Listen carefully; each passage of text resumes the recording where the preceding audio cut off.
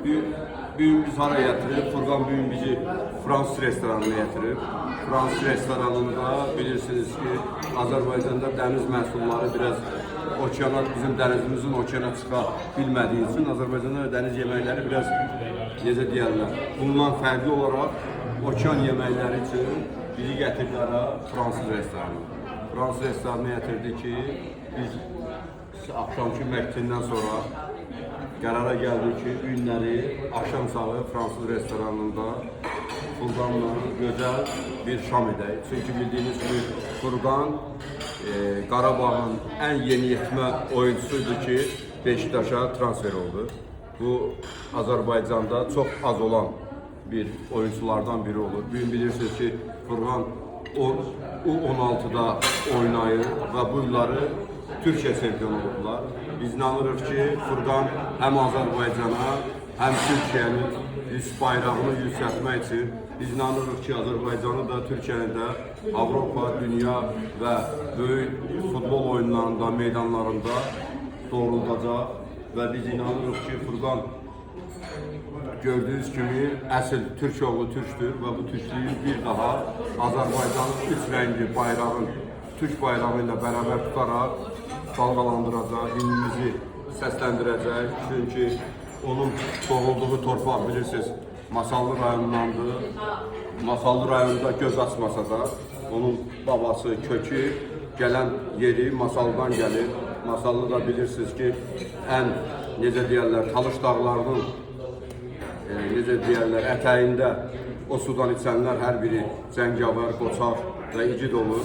Biz inanırıq ki, Furqan da həmin irsin davam etdirərək öz igidliyini Türkiye Respublikasında meydançalarında və Beşiktaşın bayrağını yüksək tutaraq Türk bayrağını və ümumilikdə Türk Cumhuriyyətinin qalibiyyətini yüksəldəcək və hər zaman üstün tutacaq.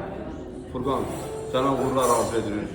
Uğurlar arzu edirik. Bu günləri Furqanın yediyi gözəl bir dəniz yeməyidir, midyadır və fərqli yeməklərdir və inanırıq ki, Furqan hər zaman üstün olduğu kimi bu gün də üstün olacaq. Furqan bildiyiniz kimi 4 yaşından idmanla məşğuldur, gimnastika ilə, batutla məşğul olub, ondan sonra futbolla məşğuldur. Biz inanırıq ki, Furqanın uğurları bol olacaq və inanırıq ki, dünyanın ən bahalı oyuncularından biri olacaq və ölkəmizi də bu rekordlar kitabına salaraq və buna yenə də uğurlar arzu edir. Bildiyiniz kimi Furqan U16'da oynayan zaman ayağını iki yerdən sındırdı, ancaq ona baxmayaraq öz mübarizəsini davam edərək əməliyyat olundu.